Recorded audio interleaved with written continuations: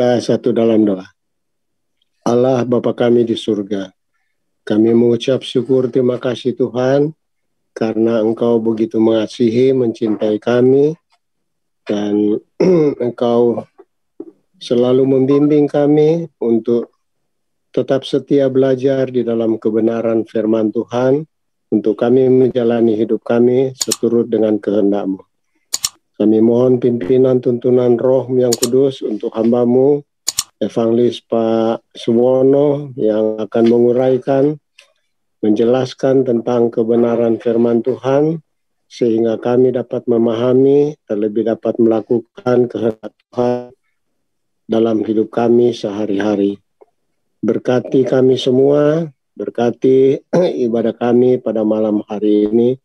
Dalam nama Tuhan Yesus kami berdoa. Haleluya, puji Tuhan. Amin. Amin. Terima kasih Pak Yoce atas doanya. Bapak Ibu yang dikasih oleh Tuhan, hari ini kita akan membahas satu judul yang sangat memberkati kita, yaitu ganti istilah persepuluhan dengan persembahan kasih. Maka konflik persepuluhan akan berhenti. Kita akan membahas video yang panjang dari Pastor Joseph Prin dari Singapura yang durasinya sekitar 9 menit. Jadi panjang sekali, nanti saya akan terangkan karena banyak pada hari-hari ini pengajaran-pengajaran itu disampaikan menyimpang dari kebenaran firman Tuhan. Nah, Bapak Ibu, agar supaya tidak terputus waktu kita belajar bersama-sama, saya tempatkan pengumumannya itu ada di depan, yaitu kita akan ketemu lagi baik untuk Roni Suwono Bible Study, akan ketemu selalu pada Selasa minggu pertama dan Selasa minggu ketiga. Kemudian untuk ngobrol santai juga saya pastikan kita hanya akan tampil tayang 2 kali, Jumat minggu pertama, juga Jumat minggu yang ketiga. Sebab jadwal tatap muka saya sudah semakin padat. Minggu ini setiap hari kita melayani Tuhan. Padat sekali. Nah Bapak Ibu, kita lihat lebih dulu satu video pengajaran yang berbahaya di zaman sekarang yang diucapkan, diajarkan oleh pendeta yang masih muda di dalam usianya. Yang akan kita bahas minggu depan, Selasa minggu pertama. Silakan Pak Fran. Kita lihat di Ishak, Tuhan memberkati. Saudara sudah menulis apa yang saudara mau Tuhan berkati. Saudara tuh mungkin pekerjaan, mungkin hutang kartu kredit atau cicilan atau apa, kontrakan apapun itu yang saudara tulis. Nah, sekarang ingat ada 2 ya, bukan cuma Tuhan berkati, tapi kita menabur. Sekarang saya mau saudara menuliskan nominal yang saudara akan tabur di kertas itu. Sebelum saudara tulis, pikir baik-baik. Maksudnya bukan pikir baik-baik. Saudara mungkin ngerasa gini, wah ini saudara yang saudara tabur harus sesuai dengan yang Roh Kudus gerakan. Sekali lagi, harus sesuai dengan yang Roh Kudus gerakan. Salah satunya gimana? Misalnya saudara ngerasa, waduh, saya disuruh tabur 3 juta. Besar banget, ini pasti suara setan. Enggak. Setan tidak akan pernah suruh saudara untuk nabur untuk pelayanan. Kalau saudara merasa itu suara setan, saudara salah. Berapapun nominal yang Roh Kudus taruh dalam hati saudara, yang ada di rekening saudara, berapapun nominal yang Roh Kudus sekarang kasih tahu saudara, saudara tuliskan. Saudara tulis nominal sekarang, saya akan tabur sedemikian. Sesuai dengan yang Roh Kudus perintahkan ya. Sesuai dengan yang Roh Kudus tuntun. Tuliskan. Tuliskan dalam nama Yesus.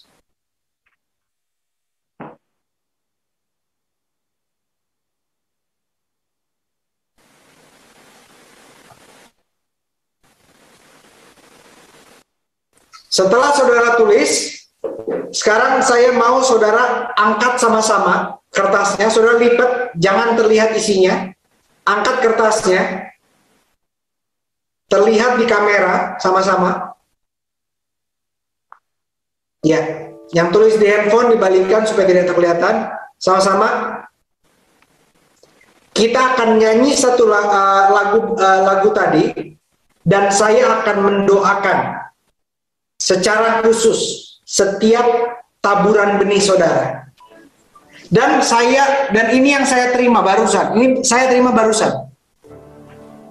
Saudara yang mau menabur ini, saudara transfer paling telat besok jam 2 siang. Paling telat besok jam 2 siang. Ini Tuhan jadi saksi saya, ini tidak ada komunikasi sedikit pun sama Pastor Thomas, nggak ada urusan sama bank, nggak ada urusan apapun, tapi Roh Kudus yang bilang sama saya, tabur sebelum jam 2 siang besok. Oke. Judulnya Pak Fran, mungkin. Ada Pak Fran? Ini. Bapak Ibu, itu video yang akan kita bahas pada tanggal 6 September di Roni Suwono Bible Study dengan judul Ajaran Sesat Zaman Now. Oke Bapak Ibu, kita sekarang akan mulai membahas dari video Yosef Prin.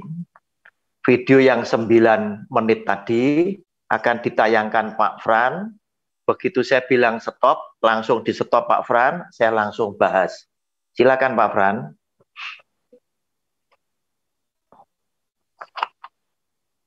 Oke, jadi perhatikan ini. Dan terpujilah Allah yang Maha Tinggi, Dia memberkati Allah yang Maha Tinggi, yang telah menyerahkan musuhmu ke tanganmu. Lalu Abram memberikan kepadanya apa? 1/10 dari semuanya. Katakan 1/10. Sekarang ini sebelum 10 perintah Allah. Ini sebelum hukum Taurat, sebelum Sinai. Abraham memberikan persepuluhan, dan kata 1/10 adalah ma'asyer. Lihatlah kata Ibrani ma'asyer ini. Kata Ibrani ini ma'asyer, mem, ayin, shin, resh. Dibaca dari kanan ke kiri, ma'asyer, menjadikannya persepuluhan. Hapus huruf pertama, yaitu mem, menjadikannya kata benda. Hapus huruf pertama, dan Anda akan mendapatkan kata asher. Asher berarti kaya, makmur. Jadi kaya ada di 1/10. Apakah Anda melihat itu? Oke, turun ke bawah. Berkatalah Raja Sodom itu kepada Abraham, Raja Sodom adalah... Pak Fran. Oke, Bapak Ibu yang dikasih oleh Tuhan, lewat khotbah daripada Pastor Yosef Prin, beliau tadi membicarakan Kejadian 14 ayat 20. Boleh ditampilkan Pak Fran, Kejadian 14 ayat 20.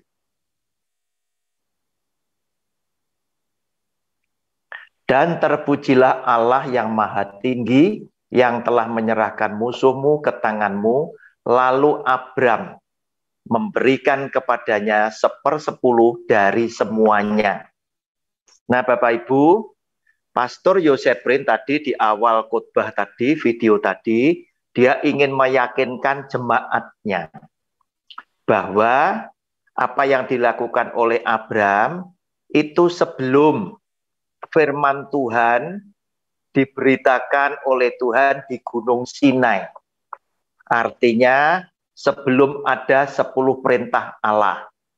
Artinya Pastor Yosef Prin ingin meyakinkan bahwa persepuluhan itu tidak termasuk hukum Taurat. Saya berkesimpulan Pastor Yosef Prin tahu, mengerti bahwa Lukas 16 ayat 16 itu tidak bisa dihindari oleh mereka. Tayangkan Pak Fran, sebab dikatakan langsung oleh Tuhan Yesus. Kita semuanya harus menerima konsekuensi yang satu ini. Hukum Taurat dan kitab para nabi berlaku sampai kepada zaman Yohanes. Maksudnya Yohanes Pembaptis. Sehingga jika persepuluhan masuk ke dalam hukum Taurat, maka persepuluhan yang masuk ke dalam hukum Taurat itu berlakunya habis, sebab hanya sampai kepada zaman Yohanes Pembaptis.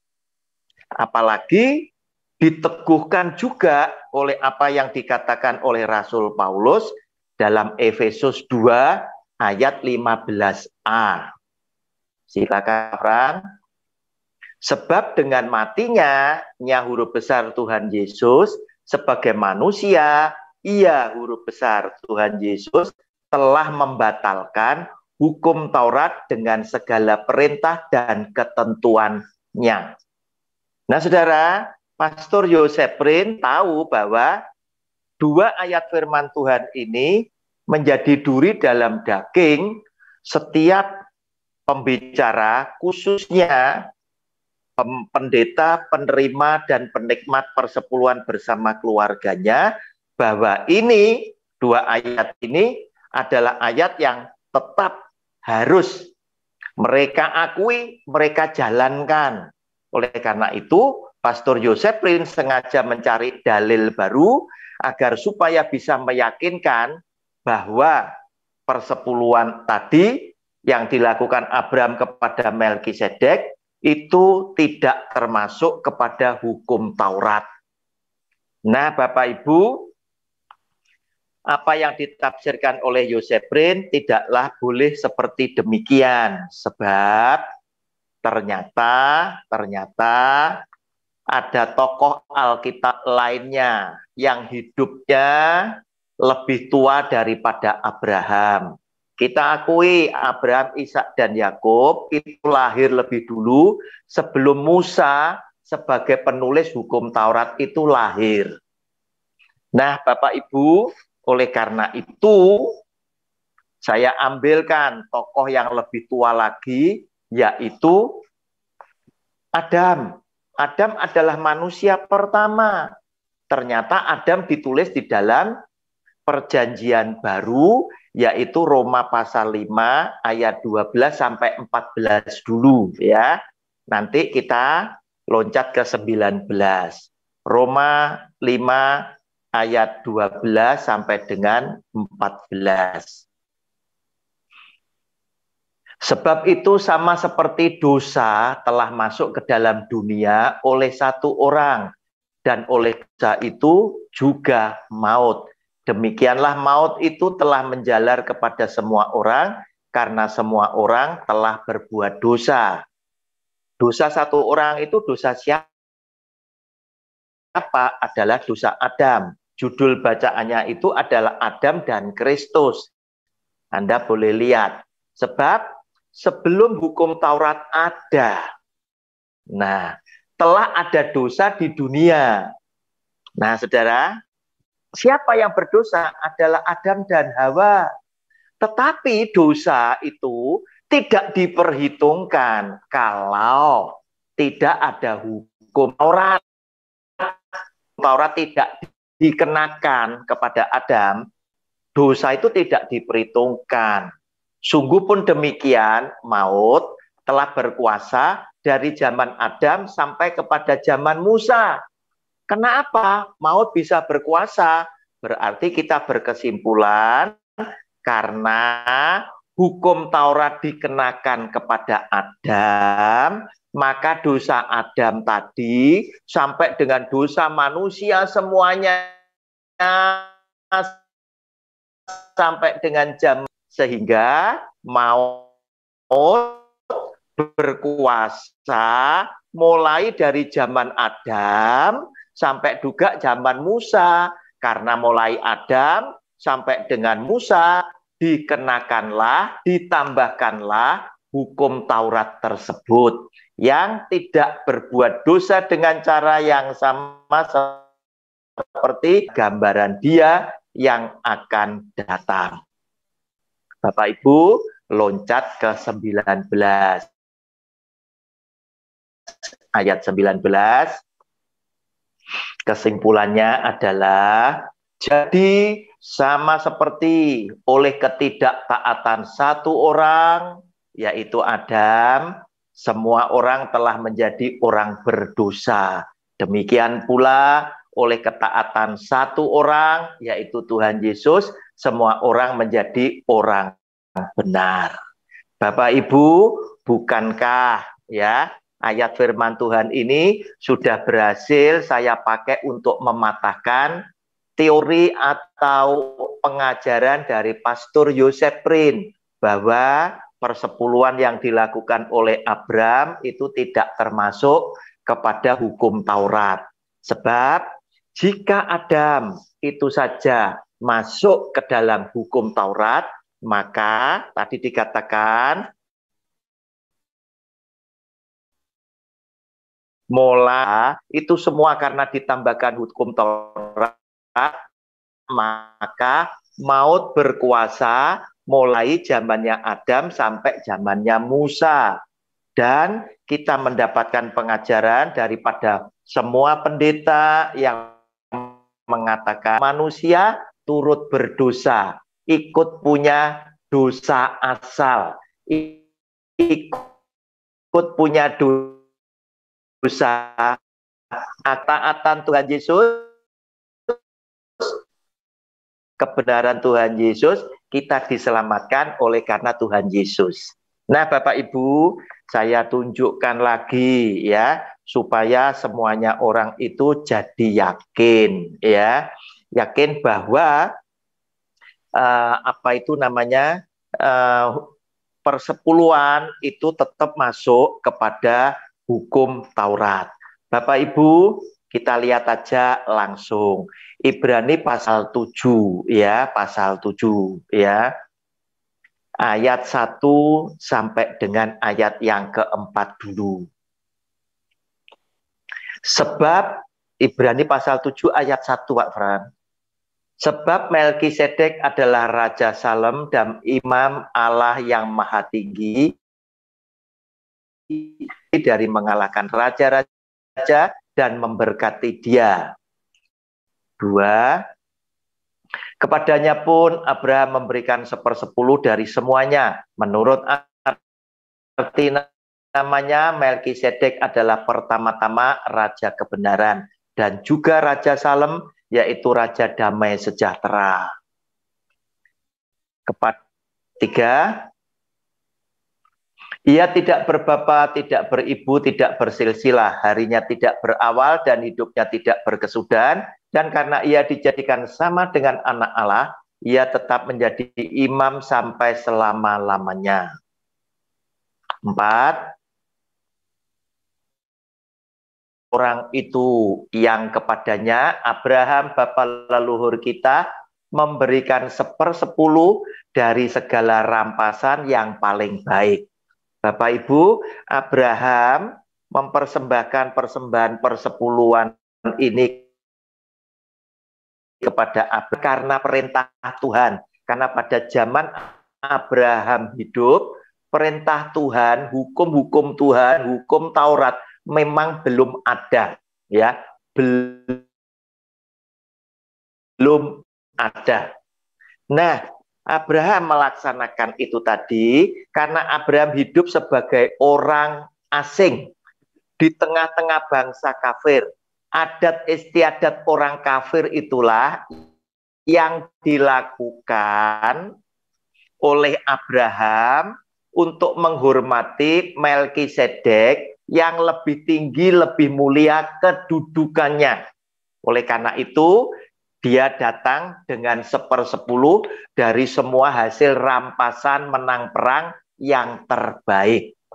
Nah, Bapak Ibu, kita lanjut untuk melihat apakah betul dia mempersembahkan 1/10 itu karena memang adat istiadat. Kita lanjutkan ayat 5 sampai 7. Ibrani 7 ayat 5. Bapak Ibu, Ibrani 7 ayat 5 ini adalah ayat yang tidak pernah berani dikutbahkan oleh pendeta yang menerima dan menikmati persepuluhan. Dan mereka dari anak-anak Lewi yang menerima jabatan imam mendapat tugas menurut hukum Taurat, digarisbawahi, menurut hukum Taurat, untuk memungut persepuluhan dari umat Israel. Berarti kalau ini dibaca, orang akan tahu bahwa persepuluhan itu dipungut karena apa? Menurut hukum Taurat. Nah, berarti persepuluhan itu termasuk hukum Taurat. Ditulis juga di Perjanjian Baru. Yaitu dari saudara-saudara mereka, sekalipun mereka ini juga adalah keturunan Abraham. Bapak Ibu, 6 dan 7. Ayat 6 dan 7. Tetapi Melkisedek yang bukan keturunan mereka memungut persepuluhan dari Abraham dan memberkati dia, walaupun dia adalah pemilik janji. 7. Memang tidak dapat disangkal. Nah, kata tidak dapat disangkal di garis yang lebih tinggi. Kenapa? Karena memang pada waktu itu Abraham hidup di tengah-tengah bangsa kafir sebagai orang asing. Budaya adat istiadat mereka lah yang tidak bisa disangkal. Ya, tidak bisa disangkal. Sehingga apa yang dilakukan oleh Abraham semata-mata itu karena menjalankan adat istiadat, bukan karena perintah daripada Tuhan. Bapak Ibu, untuk meyakinkan lagi 31 ayat 4 sampai dengan 6 ya, supaya yakin bahwa persepuluhan memang masuk ke dalam hukum Taurat. Ayat 4, ia memerintahkan, ini ia itu adalah Raja Hizkia, memerintahkan rakyat, yakni penduduk Yerusalem, untuk memberikan sumbangan yang menjadi bagian para imam dan orang-orang Lewi, supaya mereka tanya untuk melaksanakan Taurat Tuhan. Sumbangan apa? Kan begitu.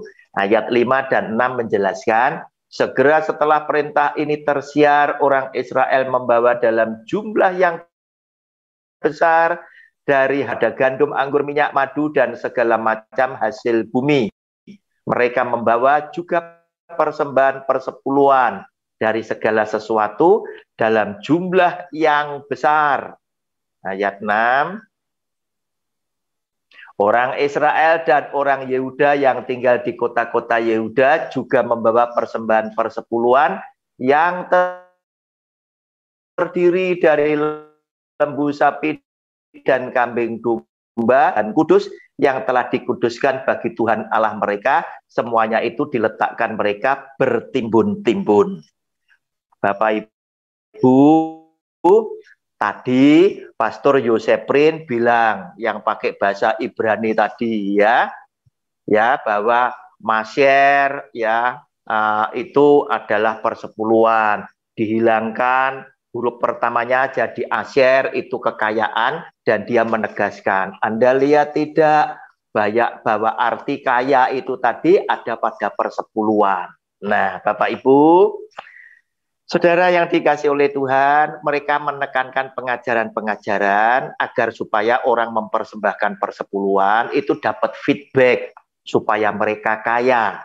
Nah, Bapak Ibu, padahal persepuluhan itu hanya semata-mata itu karena perjanjian Tuhan kepada Imam Lewi yang ditujukan kepada orang-orang Israel setelah orang-orang Israel itu menerima janji berkat Tuhan, mendapatkan tanah Kanaan sebagai milik pusaka mereka.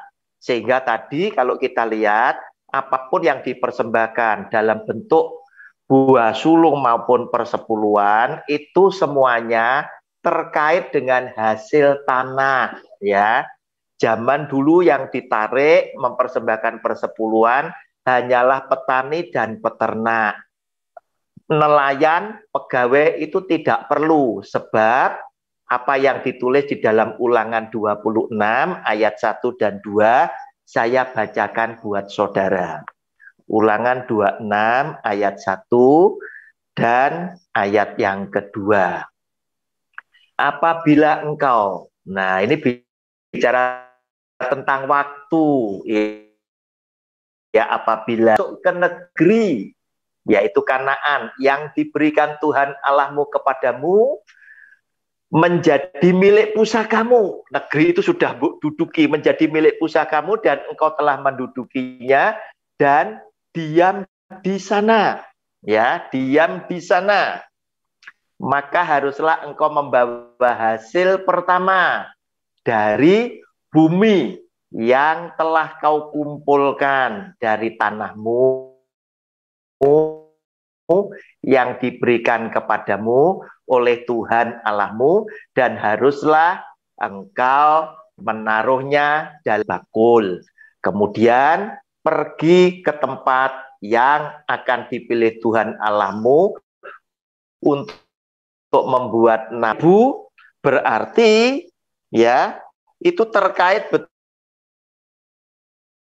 betul-betul ya dengan tanah Kanaan, gitu loh, dengan tanah Kanaan. Setelah orang Israel makan hasil dari tanah Kanaan, barulah mereka mempersembahkan buah sulung dan persepuluhan, dan mana yang turun dari surga itu berhenti. Ayatnya Yosua pasal yang kelima, ya. Yosua pasal yang kelima, saya bacakan ayat 11 dan ayat 12. Lalu pada hari sudah Paskah, mereka makan hasil negeri itu, yakni roti yang tidak beragi dan berteh gandum pada hari itu juga. 12.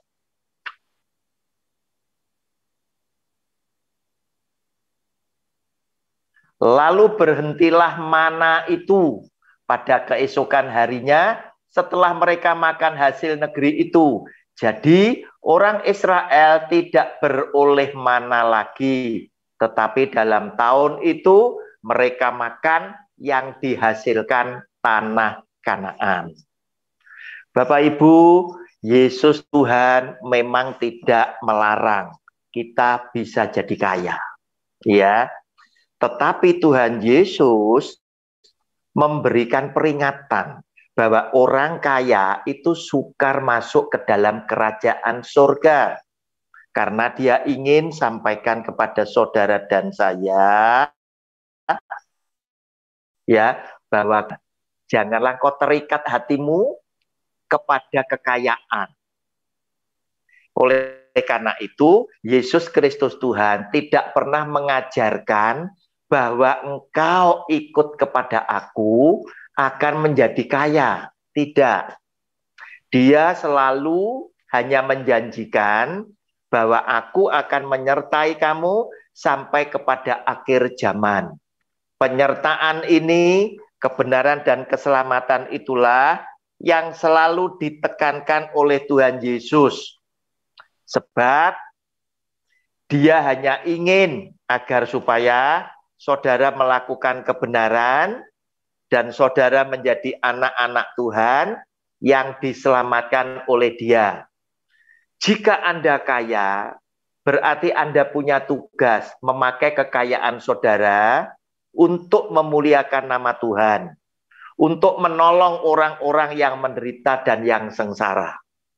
Jangan terikat hatimu kepada kekayaan. Oleh karena itu, Yesus yang adalah Tuhan tidak pernah ajarkan engkau mengikut dia dengan setia, engkau akan menjadi kaya.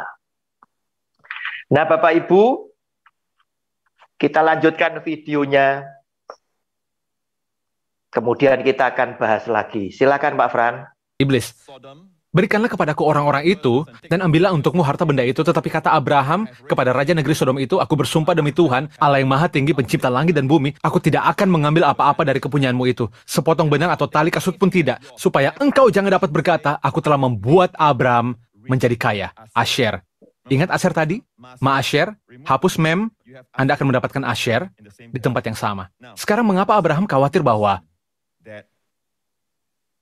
orang ini, musuh Allah, Raja Sodom, Tidak ingin dia mengambil pujian karena membuat Abraham kaya. Abraham sebenarnya khawatir bahwa seseorang akan mengambil kredit karena membuatnya kaya. Jika menjadi kaya itu salah, bukankah prioritas Abraham sudah rusak?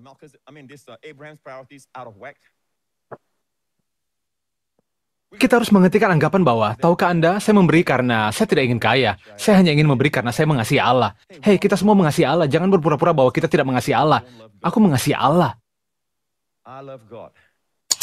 Saya sangat mengasihinya. Dan saya tidak perlu meyakinkan Anda, karena yang saya butuhkan untuk mempengaruhi dan semua itu adalah Allah benar dengan kasih saya. Tapi kasih bukanlah kasih sampai Anda memberikannya. Dan cara bahasa Allah adalah untuk mengakui bahwa Anda tahu bahwa Allah adalah sumber di balik kekayaan Anda. Allah adalah orang di belakang Anda, bahkan gaji Anda. Allah yang memberimu pekerjaan, udara untuk bernafas, kesehatan untuk bekerja. Amin. Dan Allah yang memberimu kebaikan. Anda mengambil 10% dan Anda membawanya kembali kepada Allah untuk menunjukkan bahwa Allah adalah sumber kekayaan Anda. Sekarang bagi mereka yang tidak bisa, mereka tidak ingin melakukannya, jangan lakukan itu. Itu bukan pewahyuan untukmu, jangan. Tidak ada pasangan yang meminta 10%, terutama partner senior, seseorang yang menyediakan segalanya. Allah melakukannya. Itu harus datang dari pewahyuan. Stop, Abraham. Lukas 16, Yesus berkata, Stop, Abraham. Oke, Bapak Ibu, apa yang tadi dikatakan oleh Joseph Prin, Abraham tidak ingin orang itu mengakui gara-gara Abraham diberi bagian, maka Abraham menjadi kaya. Yang disampaikan Pastor Joseph Prin benar, ya, benar. Abraham tidak ingin. Oleh karena itu, ketika Abraham diberi bagian, Abraham bilang, 1 tali kasut pun aku tidak akan mau memilikinya, supaya tidak ada orang yang bisa berkata, aku kaya karena kamu. Abraham hanya ingin dia kaya, itu karena Tuhan yang memberkati dia.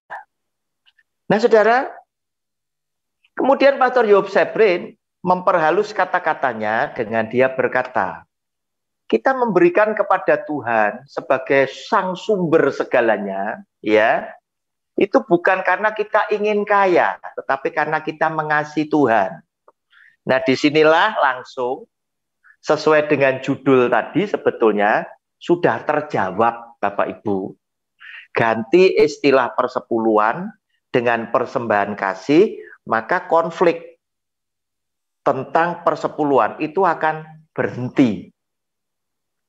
Nah, jika Anda memang mengasihi kepada Yesus yang adalah Tuhan, tentunya Anda akan lebih senang persembahan itu Anda serahkan kepada Yesus secara langsung sebagai Tuhan yang harus kita akui dia adalah sumber dari segala kehidupan kita, nafas kita, pekerjaan kita, gaji kita, dan lain sebagainya.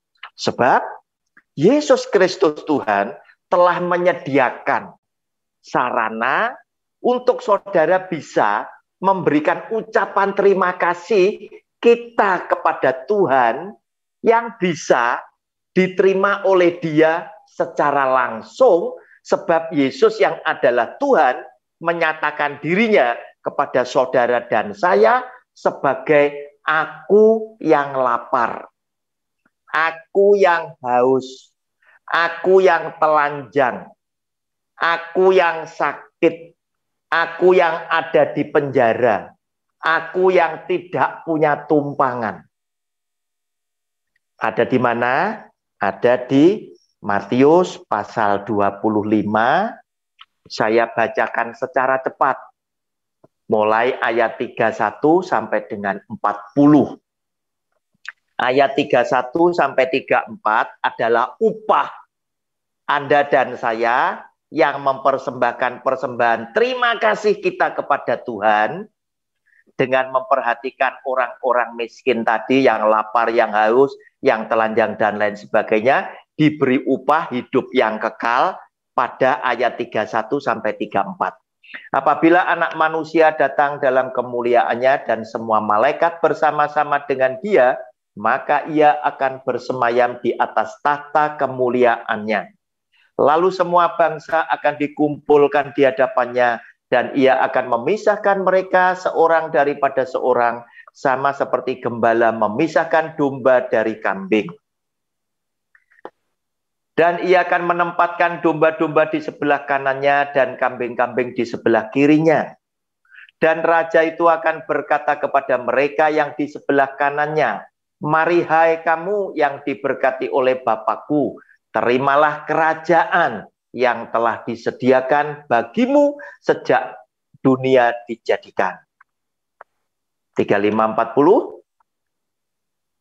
Sebab ketika aku lapar, kamu memberi aku makan. Ketika aku haus, kamu memberi aku minum. Ketika aku seorang asing, kamu memberi aku tumpangan.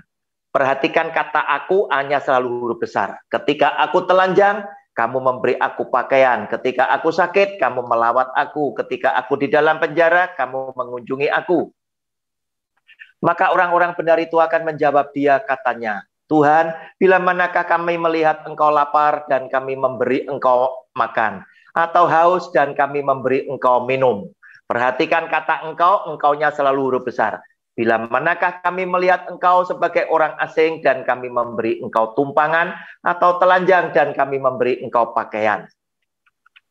Bila manakah kami melihat engkau sakit atau dalam penjara dan kami mengunjungi engkau?" 40. Dan raja itu akan menjawab mereka, "Aku berkata kepadamu, sesungguhnya segala sesuatu yang kamu lakukan untuk salah seorang dari saudaraku yang paling hina ini, kamu telah melakukannya untuk aku." Nah, Bapak Ibu, untuk akunya juga hanya huruf besar. Artinya Tuhan Yesus menyediakan fasilitas untuk kita mengucapkan terima kasih kepada Dia.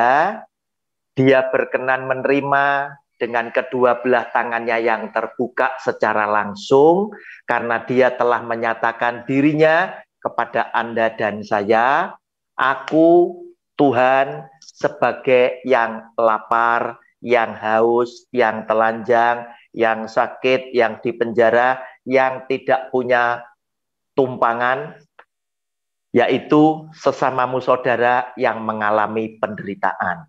Nah, Bapak Ibu, jika Anda dan saya berkenan mengganti istilah persepuluhan dengan tidak punya kepentingan pribadi atau golongan atau organisasi, maka selesailah konflik ini. Konflik persepuluhan diganti dengan istilah persepuluhan diganti dengan persembahan kasih, maka konflik tentang persepuluhan akan berhenti. Bapak Ibu, kita lanjutkan lagi dengan video Yosef Prin. Dan kemudian ada ajaran ini. Seseorang berkata, "Anda tahu mengapa saya harus memberi persepuluhan?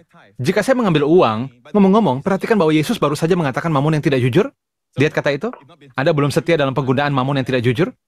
Tahukah Anda bahwa mode dasar uang bagi Allah adalah tidak jujur atau kotor? Saya biasa mengatakan hal-hal seperti, bertahun-tahun yang lalu jika orang baik mengambil uang, itu menjadi uang yang baik. Orang jahat mengambil uang, itu menjadi uang yang jahat. Tapi Allah berkata tidak demikian. Uang itu tidak jujur, uang tidak bersih. Karena secara keseluruhan, cara uang digunakan di seluruh dunia, itu tidak jujur. Orang-orang dirampas, orang-orang sedang diintimidasi, orang-orang sedang dimanipulasi, dan begitu banyak uang yang tidak jujur. Tapi Allah berkata, cara Anda membuat uang menjadi kudus, Roma 11, jikalau roti sulung adalah kudus, maka seluruh adonan juga kudus. Dan jikalau akar adalah kudus, maka cabang-cabang juga kudus. Anda mengerti? Jika saya mengambil buah sulung pertama, sisanya menjadi kudus. Dan apa yang kudus, iblis tidak dapat menyentuhnya. Apakah Anda mendengarkan jemaat? Sekarang Lukas 11. Stop, Pak Fran. Akan tetap. Oke, Bapak Ibu. Apa yang dikatakan oleh Pastor Yosef Prin ya tentang uang yang tidak jujur itu benar ya. Nah, Bapak Ibu, terus kemudian karena uang itu tidak jujur diartikan oleh Pastor Yosef Prin bahwa uang ini kotor. Uang ini penuh dengan dosa karena ketidakjujuran uang. Nah, kita sebagai orang beriman diminta bagaimana kita menggunakan uang yang tidak jujur ini.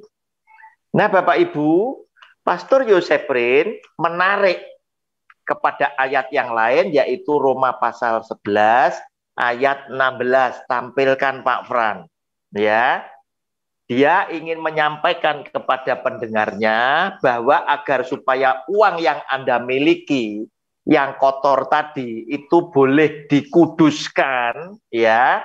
Itu harus ya diambil yang sulung dipersembahkan, maka sisanya akan jadi kudus. Jikalau roti sulung adalah kudus, maka seluruh adonan juga kudus. Dan jikalau akar adalah kudus, maka cabang-cabang juga kudus. Nah, Bapak Ibu, ini yang akan saya luruskan ya. Roma pasal 11, Bapak Ibu, bacaannya itu tidak ada kaitannya dengan duit, begitu loh. Ya. Judul bacaannya adalah Israel tersandung bangsa-bangsa lain selamat. Pak Fran tayangkan Roma 11 mulai ayat 11 sampai 16 tadi. Ya. Judul bacaannya adalah Israel tersandung bangsa-bangsa lain selamat. Maka aku bertanya, adakah mereka tersandung dan harus jatuh? Sekali-kali tidak, tetapi oleh pelanggaran mereka, maksudnya adalah bangsa Israel, orang Yahudi, keselamatan telah sampai kepada bangsa-bangsa lain, supaya membuat mereka cemburu. Sebab jika pelanggaran mereka, pelanggaran orang Yahudi, orang Israel, berarti kekayaan bagi dunia, bagi orang bukan Yahudi. Dan kekurangan mereka, kekayaan bagi bangsa-bangsa lain. Ya, terlebih lagi, lebih lagi kesempurnaan mereka. Aku berkata kepada kamu, hai bangsa-bangsa bukan Yahudi, justru karena aku adalah rasul untuk bangsa-bangsa bukan Yahudi, aku menganggap hal itu kemuliaan pelayananku. Yaitu kalau aku dapat membangkitkan cemburu di dalam hati kaum sebangsaku, kaum Yahudi, menurut daging dan dapat menyelamatkan beberapa orang dari mereka. 15. Sebab jika penolakan mereka berarti perdamaian bagi dunia, dapatkah penerimaan mereka mempunyai arti lain daripada hidup dari antara orang mati? 16 yang tadi dibacakan Yosefrin. Jikalau roti sulung adalah kudus, maka seluruh adonan juga kudus. Dan jikalau akar adalah kudus, maka cabang-cabang adalah juga kudus.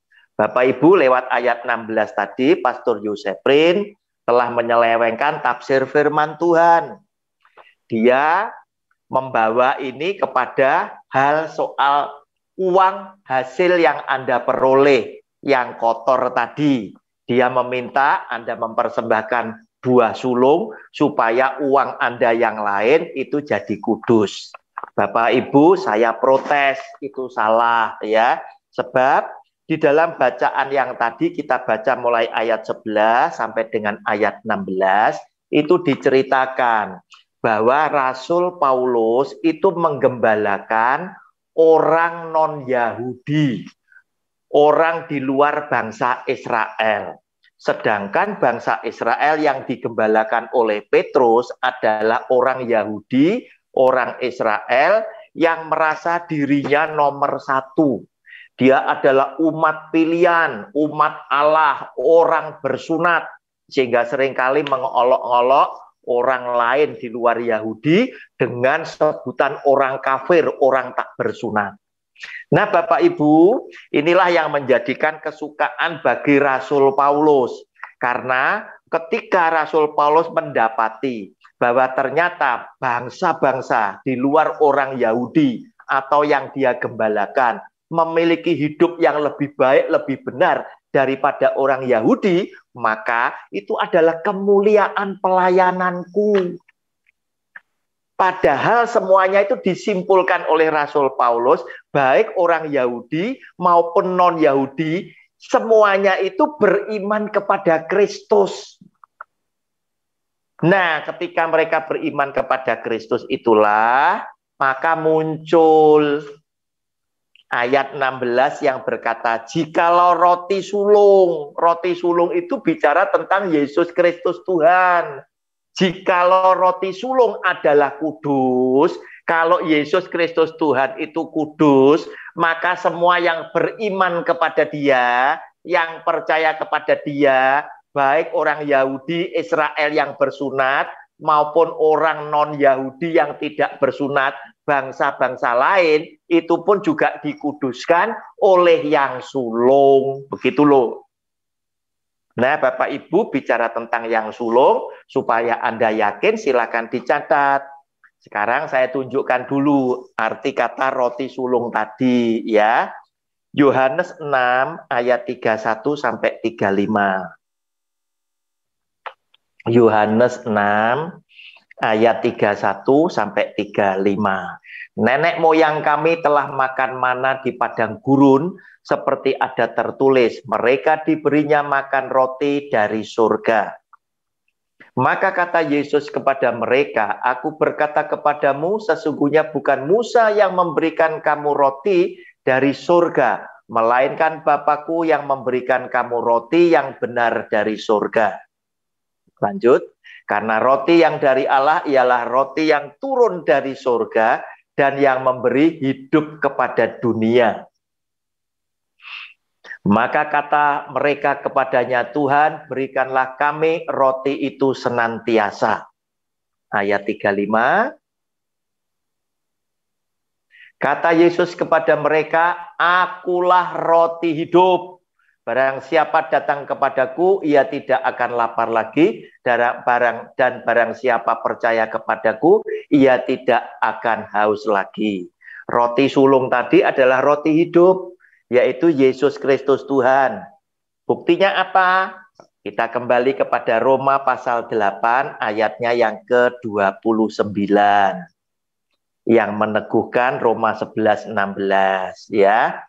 Sebab semua orang yang dipilihnya dari semula, mereka juga ditentukannya dari semula untuk menjadi serupa dengan gambaran anaknya, supaya ia, huruf besar Tuhan Yesus, anaknya itu menjadi yang sulung di antara banyak saudara. Saudara, satu lagi, 1 Korintus pasal 15 ayat 20 sampai 23 tentang roti sulung ya. Tetapi yang benar ialah bahwa Kristus telah dibangkitkan dari antara orang mati sebagai yang sulung dari orang-orang yang telah meninggal. Sebab sama seperti maut datang karena satu orang manusia, yaitu Adam. Demikian juga kebangkitan orang mati datang karena satu manusia, yaitu Yesus Kristus Tuhan.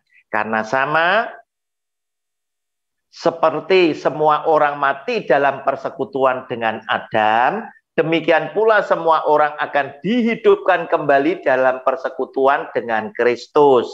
Ayat 23.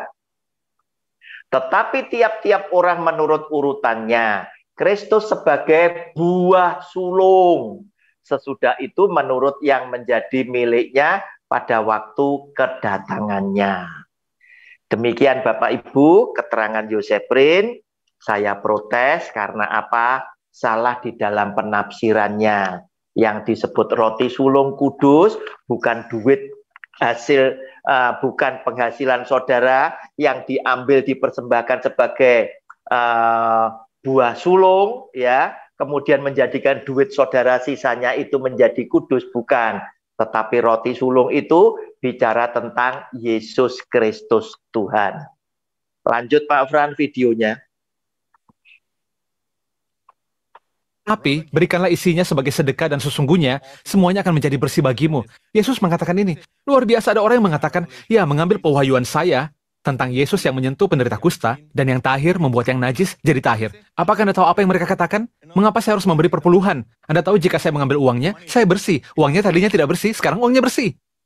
Itu menyesatkan.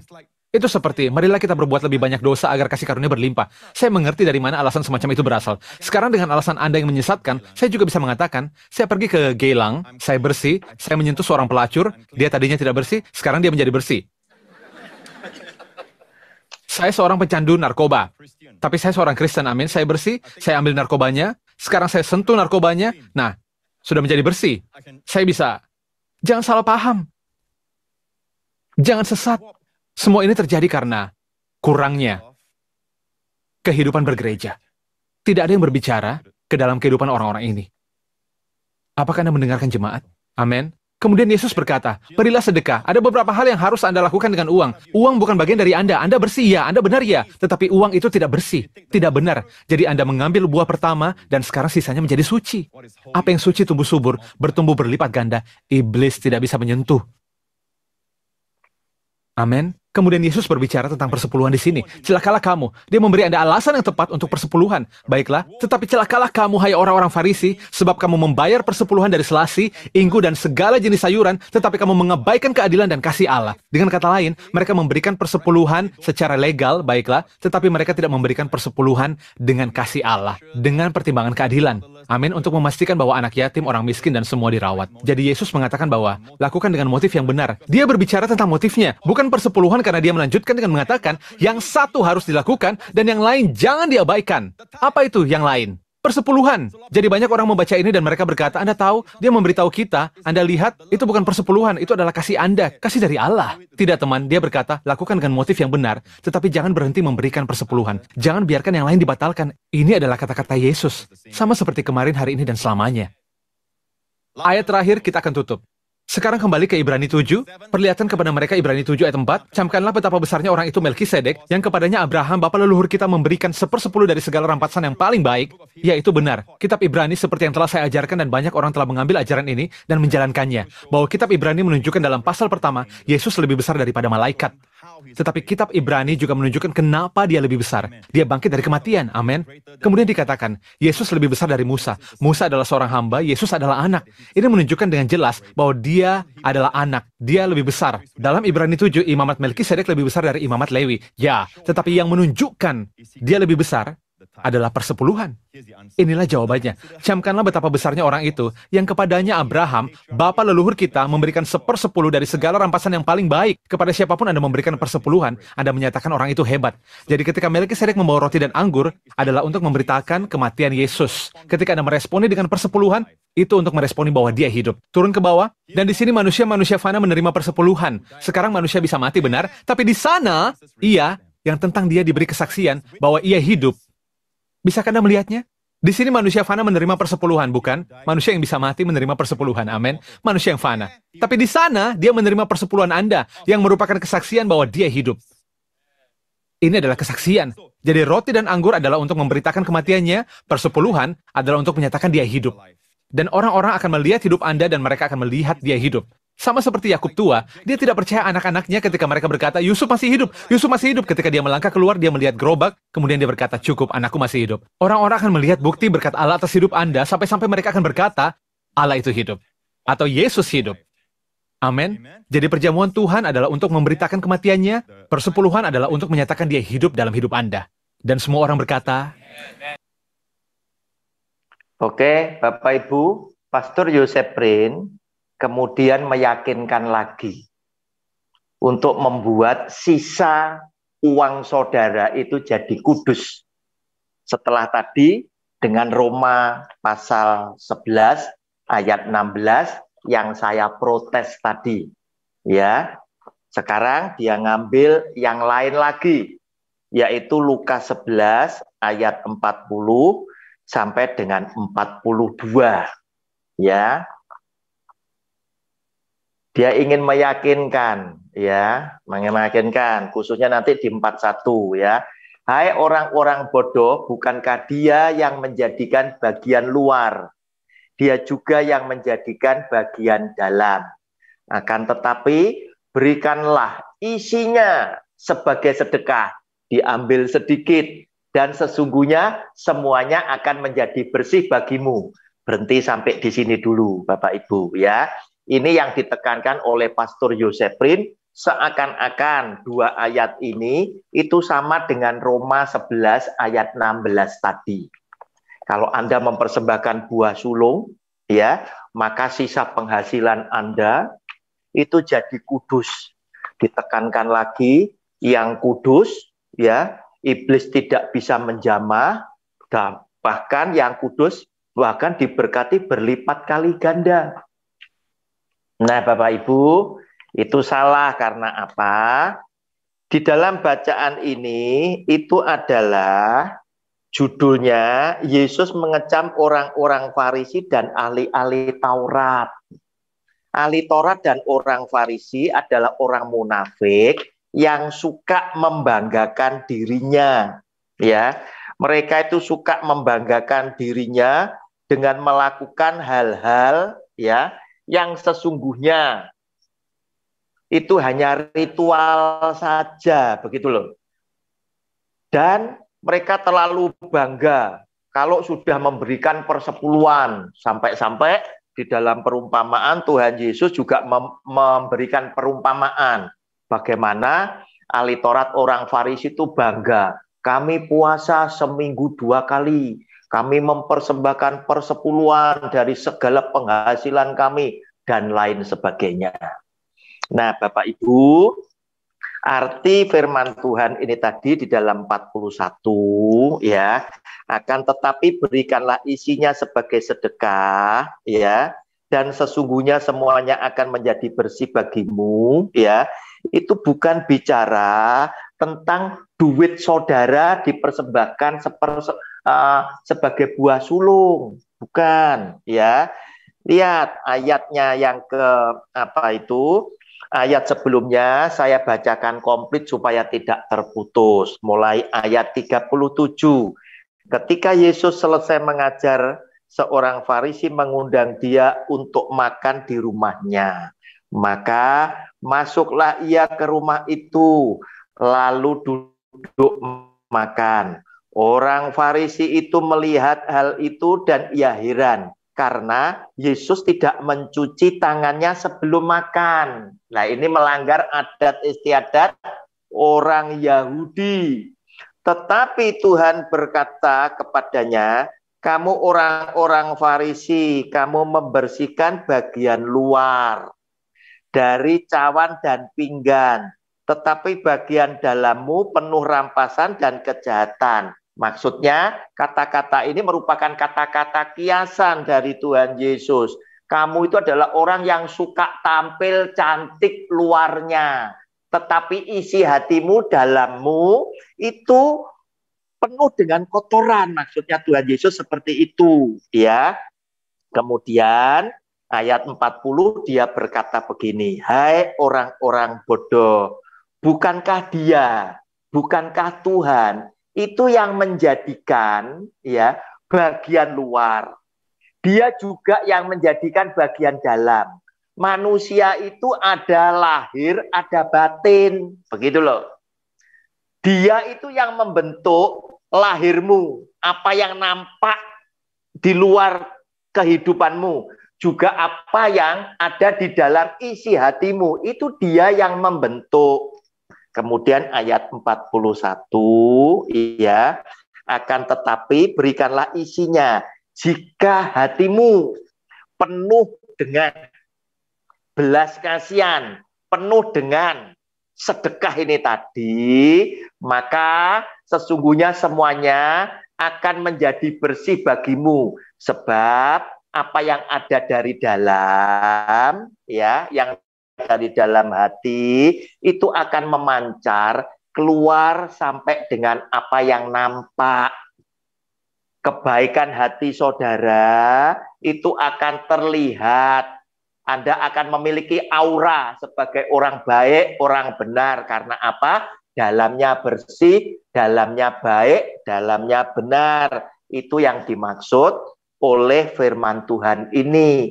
Bukan penghasilan Anda, uang, karena uang itu adalah mamon yang tidak jujur, penuh dengan dosa, penuh dengan kotoran, harus Anda ambil sebagai persembahan buah sulung, sehingga semuanya jadi bersih. Bukan itu.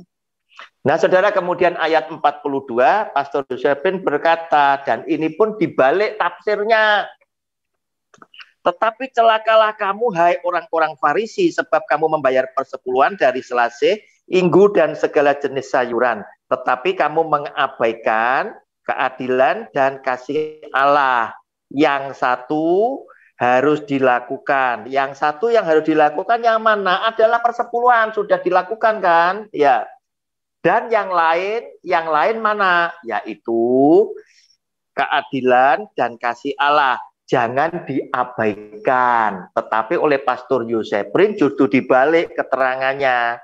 Kenapa? Karena Pastor Yuseprin punya kepentingan untuk menekankan. Yang lain adalah persepuluhan. Nah, Bapak Ibu, saya bisa buktikan dengan ini ya, dengan bacaan yang sama ada di dalam Matius 23 ayatnya yang ke-23. Tetapi untuk menerangkan Matius pasal 23 ayat 23, saya mempersilahkan Anda yang menonton video saya membacanya mulai dari Matius 23 ayat 13 ya. Anda membacanya harus mulai Matius 23 ayat 13. Kenapa? Karena nanti Anda akan menjumpai kalimat yang selalu didahului dengan kata celakalah kamu hai ahli-ahli Taurat dan orang Farisi. Terus seperti itu. Berarti Tuhan Yesus ini sedang marah dengan ahli Taurat dan orang Farisi. Dia sedang berkata kepada ahli Taurat dan orang Farisi yang oleh Tuhan disimpulkan bahwa ahli Taurat dan orang Farisi memahami bahwa hukum Taurat yang terdiri dari 613 yang di dalamnya termasuk persepuluhan, keadilan, kesetiaan, dan belas kasihan itu ada di dalam 613. Semuanya itu harus dilakukan secara total 100%. Ya. Nah, sekarang saya jelaskan. Celakalah kamu hai ahli-ahli Taurat dan orang-orang Farisi. Hai kamu orang-orang munafik, sebab persepuluhan dari selasih adas manis dan jintan kamu bayar, tetapi yang terpenting dalam hukum Taurat kamu abaikan, yaitu keadilan dan belas kasihan dan kesetiaan. Berarti 3 perkara ini terpenting dalam hukum Taurat dibandingkan persepuluhan yang sudah dilakukan. Kemudian Tuhan Yesus berkata, yang satu harus dilakukan, artinya persepuluhan sudah dilakukan. Dan yang lain apa? Yang lain adalah keadilan dan belas kasihan dan kesetiaan jangan diabaikan. Kata harus dilakukan itu bukan berarti Yesus Tuhan memerintahkan agar supaya Anda lakukan. Tidak. Ya, tetapi kata harus itu lebih dikarenakan karena Tuhan Yesus memahami ahli Taurat dan orang Farisi telah mengerti bahwa hukum Taurat yang 613 yang harus dilakukan secara 100% itu di dalamnya termasuk persepuluhan, keadilan, kesetiaan, dan belas kasihan. Nah, Bapak Ibu, kemudian Pastor Yuseprin mengatakan lagi tentang Ibrani pasal yang ke-7 ayatnya yang ke-4. Nah, lihat saudara. Nah, Ibrani 7 ayat yang ke-4 ini sudah menjelang selesai. Camkanlah betapa besarnya orang itu yang kepadanya Abraham bapa leluhur kita memberikan 1/10 dari segala rampasan yang paling baik. Dia, Pastor Yuseprin bilang, yang menunjukkan orang lebih besar itu ada di mana? Di persepuluhan tadi. Itu tadi. Ya, memang Abraham datang kepada Melkisedek. Melkisedek lebih mulia daripada Abraham. Sehingga Abraham harus datang dengan persembahan. Itulah yang dilakukan oleh Abraham. Tetapi saya meyakini apa yang dikatakan Tuhan Yesus pastilah tidak akan pernah kontradiksi, tidak pernah bertolak belakang, bertentangan, pasti tidak. Sebab Seperti yang tadi sudah saya jelaskan, ternyata ayat yang kelima oleh Pastor Yoseprin tidak dibaca dan tidak diterangkan. Kita lihat Ibrani pasal 7 ayat yang kelima. Ini nanti sinkron dengan penutup ayat saya. Dan mereka dari anak-anak Lewi yang menerima jabatan imam mendapat tugas menurut hukum Taurat untuk memungut persepuluhan dari umat Israel, yaitu dari saudara-saudara mereka, sekalipun mereka ini juga adalah keturunan Abraham. Artinya persepuluhan dipungut oleh karena menurut hukum Taurat. Penutup saya, tampilkan Lukas 16 ayat 16a. Oleh karena itu, persepuluhan masuk kepada hukum Taurat sesuai dengan Ibrani 7 ayat yang kelima, maka benarlah apa yang dikatakan oleh Tuhan Yesus di dalam Lukas 16 ayat 16a yang berbunyi demikian sabda firman-Nya. Hukum Taurat dan kitab para nabi berlaku sampai kepada zaman Yohanes, yaitu Yohanes Pembaptis. Sehingga setelah zamannya Yohanes Pembaptis, hukum Taurat dan kitab para nabi, masa berlakunya telah selesai. Demikian Bapak Ibu, Tuhan memberkati Anda bersama keluarga, sebagaimana Tuhan Yesus memberkati saya bersama keluarga. Amin. Silakan Bapak Ibu, siapa yang mau memberikan tambahan atau yang bertanya. Saya persilakan Pak Cunwi lebih dulu. Silakan Pak Cunwi. Terima kasih Pak Roni memberi kesempatan saya terlebih dahulu. Ya. Saya ingin memberikan satu tambahan lagi Pak Roni. Silakan Pak. Saya sudah memberikan masalah Lukas 16 ayat 16, Efesus 2 ayat 15, juga Ibrani 7 ayat 7. Ini di dalam 1 Korintus pasal 9 ayat yang 11 sampai ke 14, Pak. Tolong Oke, Pak. 1 Korintus pasal 9 ayat 11 sampai 14. Jadi, jika kami telah menaburkan benih rohani bagi kamu, berlebih-lebihankah kalau kami menuai hasil duniawi daripada kamu? Kalau orang lain mempunyai hak untuk mengharapkan hal itu daripada kamu, bukankah kami mempunyai hak yang lebih besar? Tetapi kami tidak mempergunakan hak itu. Sebaliknya, kami menanggung segala sesuatu supaya jangan kami mengadakan rintangan bagi pemberitaan Injil Kristus. 13 dan 14. Tidak tahukah kamu bahwa mereka yang melayani dalam tempat kudus mendapat penghidupannya dari tempat kudus itu, dan bahwa mereka yang melayani mezbah mendapat bagian mereka dari mezbah itu. 14. Demikian pula Tuhan telah menetapkan bahwa mereka yang memberitakan Injil harus hidup dari pemberitaan Injil itu. Ya, jadi di sini Paulus sedang berbicara tentang masalah upah bagi orang pekerja Injil atau bagi rasul. Iya. Nah, di sini Paulus mengatakan bahwa dia tidak mempergunakan hak itu, malah dia bekerja sendiri untuk mencukupinya. Bahkan dia mengatakan bahwa dia mengacu kepada apa yang ditetapkan Injil harus mendapat penghidupan dari pemberitaan Injil itu. Nah, di sini Paulus sedang berbicara tentang upah bagi para pekerja Injil. Nah,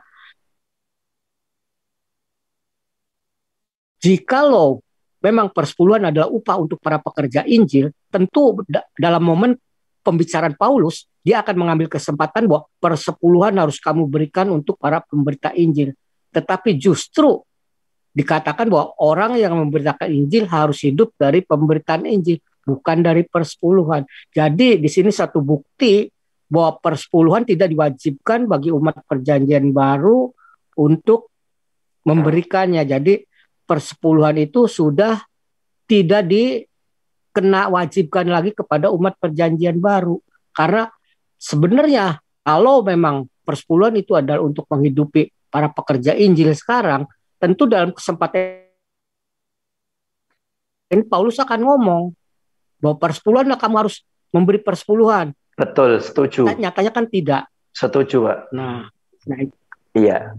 itu sebagai satu tambahan dari apa yang pernah saya katakan pada Pak Roni mengenai Lukas 16 ayat 16, Efesus 2 ayat 15, dan Ibrani 7 ayat 7. Ini sebagai satu tambahan lagi Pak Roni. Jadi, oke Pak, terima kasih. Ya Pak Chun Lui, terima kasih sekali. Benar sekali. Kalau memang itu persepuluhan itu penting untuk hidup para pekerja pemberita Injil, pastilah para rasul juga ada beberapa kali tercatat di dalam kitab suci mengajarkan. Ternyata persepuluhan tidak pernah disinggung sama sekali oleh para rasul, ya. Dan hidup para rasul ya sangat-sangat sederhana sekali. Oke, Bapak Ibu, siapa lagi yang mau memberikan pandangan atau pertanyaan? Silakan. Materi yang sangat panjang. Pak Yuce, silakan, Pak. Ya, Pak. Memang kalau mungkin kita bicara soal persepuluhan itu menyangkut dengan nilai ya. Jadi apa namanya? Sedangkan yang kalau kita ikuti bahwa tidak semua tuh mengikuti nilainya itu akan dikasih secara 1/10 itu. Nah, di sini yang saya coba amati tadi soal yang dikatakan uang kotor. Uang kotor, dan itu kalau diberikan, jadi seolah-olah uang yang kotor ini kalau kita berikan sama Tuhan, bisa kudus. Jadi kita kasih persembahan sama Tuhan, ini yang lain ini jadi bersih. Wah, ini berbahaya sekali buat saya. Jadi orang di kantor dia korupsi aja, mencuri aja. Nanti dia kasih bawa ke gereja, minta pendeta doakan, dia kasih persembahan, dan yang sisanya itu menjadi bersih. Nah, ini saya kira satu ajaran yang sangat berbahaya. Jadi memang dan memang saya selama ini di gereja memang jarang sekali dibicarakan soal masalah-masalah. Cuma ya yang diajarkan kepada kita adalah marilah kita memberi dengan segenap hati kita. Jadi apa yang ada pada kita, dan bagi saya yang dikatakan uang itu kotor itu apa? Uang bersih itu apa? Ya kalau dia bekerja, memang bekerja dengan jujur, dengan berkat dari Tuhan, saya kira nggak ada yang kotor. Ya, yang kotor itu adalah hati. Yang kotor itu adalah kita melakukan sesuatu yang tidak sesuai dengan kehendak Tuhan. Jadi ini memang kalau ajaran-ajaran yang begini kita harus perlu sangat sangat harus memperhatikan sekali dengan baik sebagai anak-anak Tuhan. Jangan sampai kita terjebak dengan ajaran-ajaran yang karena memang Tuhan juga mengatakan bahwa orang yang akan masuk ke orang kaya yang akan masuk ke surga itu bagaikan lebih mudah. Iya. Unta masuk ke dalam lubang jarum. Unta masuk ke dalam lubang jarum. Ya. Nah, ini Tuhan ingin memperingatkan bahwa apa yang Tuhan berikan itu, apakah itu kekayaan, uang, dan itu relatif buat saya. Sedikit pun bisa kita serakah. Banyak pun kita bisa serakah. Jadi ini Tuhan ingin memperingatkan kalau menurut saya. Jadi apa yang Tuhan berikan, pergunakanlah itu dengan sebaik-baiknya. Iya. Kalau memberikan kepada Tuhan, persembahan kepada Tuhan, berikanlah dengan segenap hati. Jangan dengan terpaksa. Jadi ini yang pemahaman saya, Pak. Dan ini pelajaran yang sangat berharga yang dikasih contoh-contoh ya dari video yang ditayangkan tadi, supaya kita jangan akhirnya terjebak juga bahwa itu uang kotor. Kalau kita bekerja dengan jujur, bekerja dengan berkat Tuhan, kenapa kita takut? Iya. Ya, kalau kita memberikan, ya kita berikan sebagai tanda syukur, bukan karena kita kasih ini dia supaya uang kita ini disucikan, dikuduskan. Terus uang ini berlipat ganda. Apalagi supaya berlipat ganda. Wah, itu saya kira sesuatu yang sangat salah sekali, Pak. Ya, kita memberikan karena kita memberikan kepada orang, hati kita tergerak, kita memberikan kepada orang yang membutuhkan, itu adalah persembahan buat Tuhan. Jadi saya kira ini Pak yang saya ini. Terima kasih Pak Roni, Tuhan memberkati. Terima kasih Pak Yoce. Itulah Pak Yoce cara-cara daripada sebagian dari sahabat-sahabat kita agar supaya jemaatnya semangat ya memberikan persepuluhan ya. Mereka memakai cara-cara khotbah-khotbah yang tidak sesuai dengan firman Tuhan. Nah, nanti kita yang suka belajar tentang kebenaran firman Tuhan harus tetap teguh, tetap kuat. Kenapa? Karena para pengikut mereka itu akan menyerang kita. Kenapa kita kok selalu menyalahkan orang lain? Kenapa ini harus diungkapkan di media sosial? Nah, mereka lupa bahwa mereka itu berbuat salah, mengajar juga di media sosial. Otomatis kita meluruskan juga lewat media sosial yang sama. Jika mereka memberitakan Injil dengan benar, kita tidak akan memberikan kritik, kita akan memberikan dukungan. Tetapi ketika kamu menyelewengkan firman Tuhan, kami datang untuk meluruskan, bukan menjadi musuh. Kita meluruskan, kamu salah. Ini loh ayatnya saya tunjukkan kok. Oke, Bapak Ibu. Oke, jadi perhatikan ini. Dan terpujilah Allah yang Maha Tinggi, Dia memberkati Allah yang Maha Tinggi, yang telah menyerahkan musuhmu ke tanganmu. Lalu Abram memberikan kepadanya apa? 1/10 dari semuanya. Katakan 1/10. Sekarang ini sebelum 10 perintah Allah. Ini sebelum hukum Taurat, sebelum Sinai. Abraham memberikan persepuluhan, dan kata 1/10 adalah ma'asyer. Lihatlah kata Ibrani, ma'asyer ini. Kata Ibrani ini ma'asyer, mem, ayin, shin, resh. Dibaca dari kanan ke kiri, ma'asyer, menjadikannya persepuluhan. Hapus huruf pertama, yaitu mem, menjadikannya kata benda. Hapus huruf pertama, dan Anda akan mendapatkan kata asher. Asher berarti kaya, makmur. Jadi kaya ada di 1/10. Apakah Anda melihat itu? Oke, turun ke bawah. Berkatalah Raja Sodom itu kepada Abraham, Raja Sodom adalah gambaran iblis.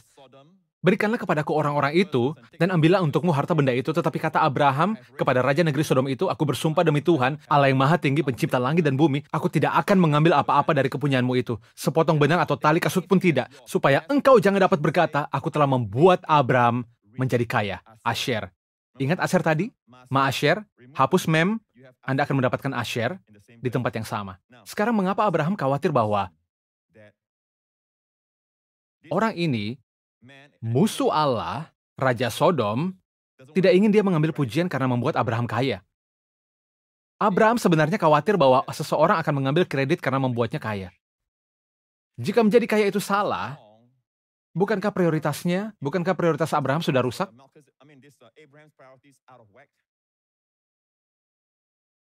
Kita harus menghentikan anggapan bahwa, tahukah Anda, saya memberi karena saya tidak ingin kaya. Saya hanya ingin memberi karena saya mengasihi Allah. Hei, kita semua mengasihi Allah. Jangan berpura-pura bahwa kita tidak mengasihi Allah. Aku mengasihi Allah. Saya sangat mengasihinya. Dan saya tidak perlu meyakinkan Anda. Karena yang saya butuhkan untuk mempengaruhi dan semua itu adalah Allah benar dengan kasih saya. Tapi kasih bukanlah kasih sampai Anda memberikannya. Dan cara bahasa Allah adalah untuk mengakui bahwa Anda tahu bahwa Allah adalah sumber di balik kekayaan Anda. Allah adalah orang di belakang Anda, bahkan gaji Anda. Allah yang memberimu pekerjaan, udara untuk bernafas, kesehatan untuk bekerja. Amin. Dan Allah yang memberimu kebaikan. Anda mengambil 10% dan Anda membawanya kembali kepada Allah untuk menunjukkan bahwa Allah adalah sumber kekayaan Anda. Sekarang bagi mereka yang tidak bisa, mereka tidak ingin melakukannya, jangan lakukan itu. Itu bukan pewahyuan untukmu, jangan. Tidak ada pasangan yang meminta 10%, terutama partner senior, seseorang yang menyediakan segalanya. Allah melakukannya. Itu harus datang dari pewahyuan. Lukas 16, Yesus berkata, Barang siapa setia dalam perkara-perkara kecil, Yesus berbicara, ia setia juga dalam perkara-perkara besar. Dan barang siapa tidak benar dalam perkara-perkara kecil, ia tidak benar juga dalam perkara-perkara besar. Yesus sedang berbicara di sini, oke? Jadi jikalau kamu tidak setia dalam hal mamon yang tidak jujur, siapakah yang akan mempercayakan kepadamu harta yang sesungguhnya? Apakah Anda melihat itu? Sekarang, dia berkata, lihatlah ayat 11. Jadi jikalau kamu tidak setia dalam hal mamon yang tidak jujur, siapakah yang akan mempercayakan kepadamu harta yang sesungguhnya? Dan Alkitab berkata, barang siapa setia dalam perkara-perkara kecil, ia setia juga dalam perkara-perkara besar. Allah menganggap uang sebagai alat. Itu adalah perkara kecil, yang tidak sebanding dengan jiwa Anda. Tidak sebanding dengan kehidupan Anda. Tetapi Allah berkata, jika Anda setia pada perkara kecil, Anda juga setia dalam perkara besar. Bukan jika Anda berkhotbah, atau karena Anda peduli pada orang, Allah akan memberi Anda uang. Tidak dikatakan begitu. Dikatakan jika Anda setia dalam uang, Anda akan setia pada orang. Jika Anda setia dalam penggunaan uang, mamon yang tidak jujur, Allah akan mempercayakan Anda dengan kekayaan sejati, yaitu jiwa, kehidupan. Akan ada perlengkapan dan bakat tertentu, urapan, penghargaan, kekayaan sejati yang berasal darinya.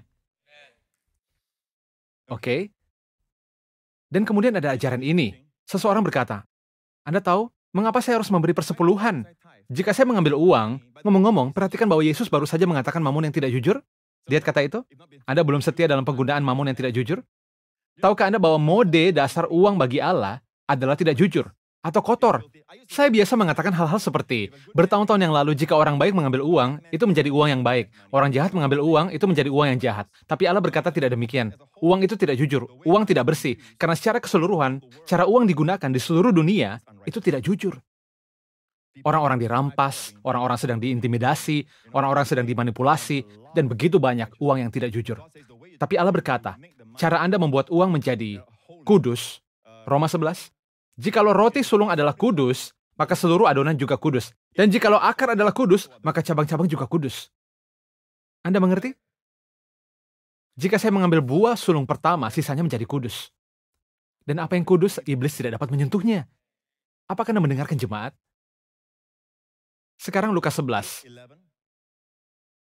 Akan tetapi, berikanlah isinya sebagai sedekah dan sesungguhnya, semuanya akan menjadi bersih bagimu. Yesus mengatakan ini. Luar biasa ada orang yang mengatakan, ya mengambil pewahyuan saya tentang Yesus yang menyentuh penderita kusta, dan yang tahir membuat yang najis jadi tahir. Apakah Anda tahu apa yang mereka katakan? Mengapa saya harus memberi perpuluhan? Anda tahu jika saya mengambil uangnya, saya bersih. Uangnya tadinya tidak bersih, sekarang uangnya bersih. Itu menyesatkan.